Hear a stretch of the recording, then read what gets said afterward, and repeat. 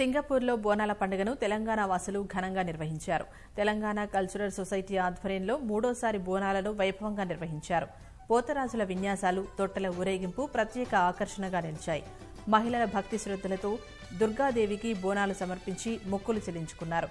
మహంకాళి తల్లి ఆశీస్సులు ఉండాలని, తెలంగాణ సంస్కృతి సంప్రదాయాలను భావితరాలకు అందజేయడమే ఏకైక లక్ష్యమని ప్రజలు స్పష్టం చేశారు.